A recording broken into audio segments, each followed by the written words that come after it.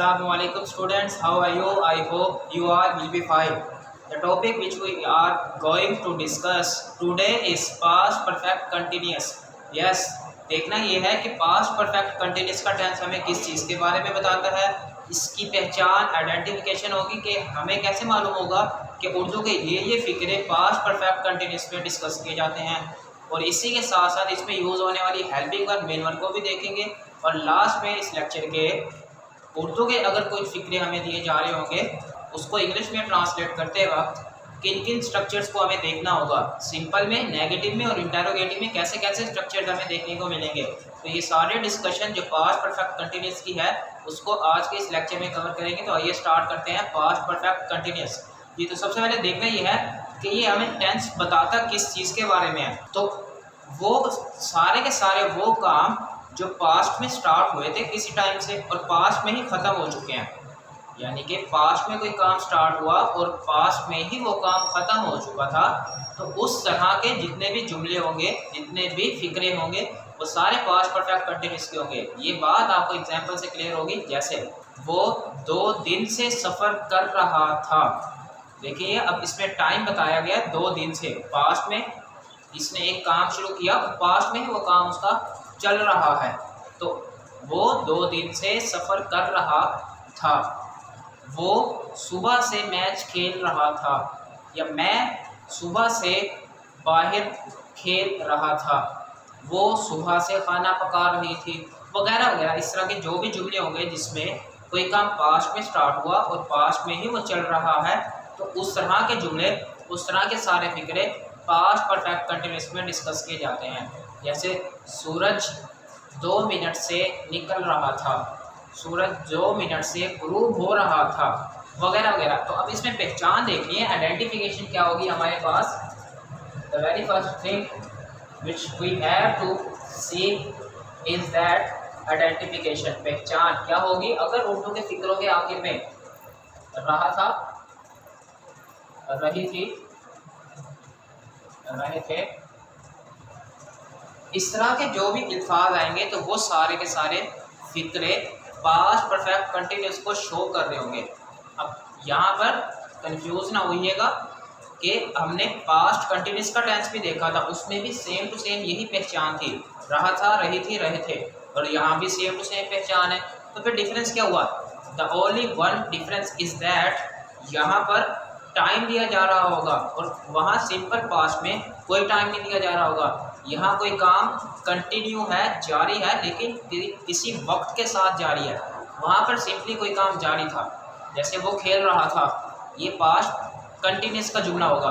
अगर इसी को मॉडिफाई कर दिया जाए कि वो 2 घंटों से खेल रहा था, तो अब ये जो इसमें टाइम आ गया इस जुमले में, अब ये पास्ट परफेक्ट कंटिन्यूस का जुमला कहलाएगा। अब ये तो हुई उसकी पहचान। अब उसमें हेल्पिंग वर्ब मेन वर्ब कौन सी यूज़ की जाएगी, इसकी तरफ बढ़ेंगे। तो first of all helping verb कौन सी होगी यहाँ पर? जी, हैड बीन। जी, तो हेल्पिंग वर्ब यहाँ पर जो है वो यूज़ की जाएगी हैड बीन।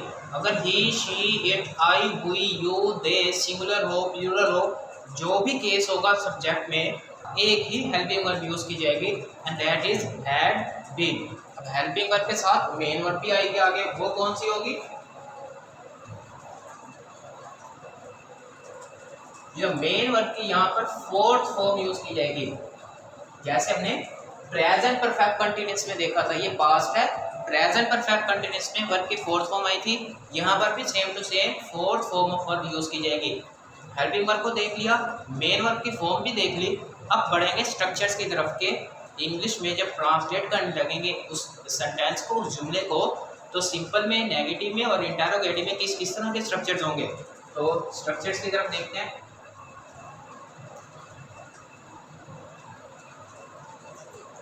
तो फर्स्ट ऑफ ऑल सिंपल देखेंगे, फिर negative, and at the last interrogative sentence भी देखेंगे। ठीक, तो सिंपल में कैसे स्ट्रक्चर यूज किया जाएगा, उसमें सबसे पहले सब्जेक्ट लिखेंगे, फिर उसके बाद यहाँ पर हेल्पिंग वर्ब आएगा, फिर मेन वर्ब आएगी, और लास्ट में ऑब्जेक्ट सब्जेक्ट लगाए, उसके बाद हेल्पिंग वर्ब हैड बीन आएगी, उसके बाद मेन वर्ब के फोर्थ फॉर्म एंड लास्ट में ऑब्जेक्ट पुट करेंगे, तो ये सिंपल का स्ट्रक्चर कंप्लीट होगा। नेगेटिव में क्या करेंगे, जस्ट नोट का एडिशन किया जाएगा, हेल्पिंग वर्ब के साथ यहाँ पर नोट लगाएंगे, had not been, helping verb के साथ नोट आएगा, बाकी वही सिंपल वाला ही स्ट्रक्चर रहेगा, मेन वर्ब और लास्ट में ऑब्जेक्ट। इंटरोगेटिव की अगर बात करें तो एक ही रोल जो पहले भी बताता आया हूँ, जब भी इंटरोगेटिव सेंटेंस बनाने लगेंगे हेल्पिंग वर्ब को सेंटेंस के स्टार्ट में लेंगे, शुरू में ले आएंगे, बस बाकी स्ट्रक्चर वही सेम रहेगा। हेल्पिंग वर्ब स्टार्ट में आई, फिर वही subject plus verb plus object. तो ये तो थे हमारे कुछ सिंपली स्ट्रक्चर्स के सिंपल में, नेगेटिव में और इंटरोगेटिव में किस तरह के स्ट्रक्चर्स होंगे। अब एक और कंसेप्ट जो यहाँ पर बताना इम्पोर्टेंट है कि अब टाइम बताया जा रहा है, तो इंग्लिश में टाइम को डिस्कस करने के लिए, डिस्क्राइब करने के लिए यहाँ पर दो वर्ड्स यूज़ किए जाएंगे, जैसे कि हमने प्रेजेंट में भी पिछली वीडियो में देखे, प्रेजेंट परफेक्ट कंटिन्यूअस में भी दो वर्ड्स यूज़ किए, या सिंस के साथ टाइम बताया आगे या फॉर के साथ टाइम बताया। अब भी उस बात को रिपीट करता हूँ कि सिंस कब बताया जाएगा, कब यूज़ किया जाएगा, और फॉर के साथ टाइम कब बताया जाएगा। तो दो वर्ड्स हैं टाइम को डिस्क्राइब करने के लिए, यहाँ लिख देता हूँ, सिंस या फोर, सिंस या फोर के साथ टाइम बताया जाएगा। अब अगर तो टाइम का स्टार्टिंग पॉइंट दे दिया जाए कि उस वक्त से ये काम स्टार्ट हुआ था, जनवरी से स्टार्ट हुआ था, मार्च से स्टार्ट हुआ था, या मंगल से, मंडे से, ट्यूसडे से, वेडनेसडे से, या कोई साल बता दिया जाए 2010 से, या टाइम बता दिया जाए, कोई वक्त बता दिया जाए जैसा कि सुबह से, दोपहर से, शाम से वगैरह वगैरह, स्टार्टिंग पॉइंट बताया जा रहा है। मेन बात यह है कि वक्त का, टाइम का स्टार्टिंग पॉइंट बता दिया जाए तो उसके साथ सिंस आएगा। स्टार्टिंग पॉइंट अगर टाइम का दिया जा रहा हो तो सिंस आएगा, और अगर टाइम का ड्यूरेशन बता दिया जाए, सिर्फ हमें उस टाइम का पीरियड बताया जा रहा है, ड्यूरेशन बताया जा रहा है, ये नहीं बताया जा रहा कि वो काम कब से स्टार्ट हुआ था, कोई स्टार्टिंग पॉइंट नहीं है। मिसाल के तौर पे ड्यूरेशन कैसे बताया जा रहा होगा, 2 दिनों से, 2 हफ्तों से, 2 महीनों से, 2 सालों से, कई सालों से, कई हफ्तों से, इस तरह के जो भी अल्फाज इस्तेमाल होंगे जो वक्त को बता रहे होंगे, वक्त के ड्यूरेशन को, टाइम के ड्यूरेशन को बता रहे होंगे, तो उस टाइम को डिस्क्राइब करने के लिए हम यूज़ करेंगे फॉर का। तो अगर टाइम का ड्यूरेशन दिया जा रहा हो जस्ट, तो फॉर इस्तेमाल करेंगे, और अगर स्टार्टिंग पॉइंट दे दिया गया तो सिंस यूज़ करेंगे। तो हुआ ये सिंपल हमारे लिए, पहचान देखी, रहा था, रही थी, रहे थे, अगर वक्त के साथ आ रहा हो, कोई वक्त दिया जा रहा हो और उस जुमले में साथ में ये पहचान आ रही हो, तो वो पास्ट परफेक्ट कंटीन्यूअस का जुमला होगा। हेल्पिंग वर्ब यहाँ पे had been, main verb four form, फिर उसकी तरफ सिंस फोर देखा, सिंपल, नेगेटिव और इंटरोगेटिव के कुछ स्ट्रक्चर देखे। अब बढ़ेंगे अपने एग्जाम्पल्स की तरफ के ये सारे रूल्स एंड रेगुलेशंस को अगर एक एग्जाम्पल में हम अप्लाई करें तो किस तरह हमारे पास एक स्ट्रक्चर इंग्लिश का बन के सामने आएगा। तो एग्जाम्पल हम देखते हैं, स्टार्ट करते हैं।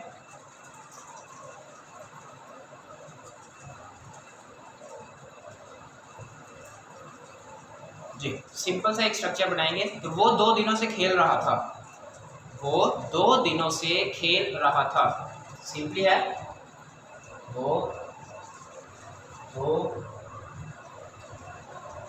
दिनों से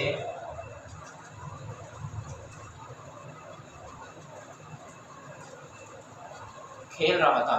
तो सबसे पहले तो यहाँ पे पहचान हमने देखनी है, रहा था, ये पहचान हमारी यहाँ पर आ रही है, तो ये पहचान भी आ रही है, साथ में टाइम भी आया 2 दिनों से। अगर यहाँ पर इसको मैं सिंपल बनाता, वो खेल रहा था, अब ये पास्ट परफेक्ट कंटिन्यूअस का सेंटेंस ना होना था। यही बात यहाँ पर आपके लिए काबिल गौर है, जिसपे आपने फोकस करना है थोड़ा सा, कि अगर जुमले में टाइम साथ में दिया जा रहा है तो वो पास्ट परफेक्ट कंटिन्यूअस है, अगर टाइम नहीं दिया जा रहा है, सिंपल बताया जा रहा है, तो वो सिंपली पास्ट कंटिन्यूअस का टेंस है। अब यहाँ पर टाइम भी है और ये पहचान भी यहाँ पर फिक्स हो रही है, तो अब ये जो सेंटेंस कहलाएगा, टेंस कहलाएगा, वो पास्ट परफेक्ट कंटिन्यूअस का होगा। तो अब इसको बनाएंगे, सिंपली स्ट्रक्चर देखेंगे, सब्जेक्ट लिखेंगे, तो वो ही, यह है सब्जेक्ट। अब हेल्पिंग वर्ब आएगा, हेल्पिंग वर्ब एक ही है यहाँ पर, had been, he had been. अब आएगी बारी मेन वर्ब की, तो मेन वर्ब खेलना, खेलने की इंग्लिश प्ले, तो प्ले की फोर्थ फॉर्म यूज की जाएगी, फोर्थ फॉर्म यूज करनी है हमने, प्लेइंग।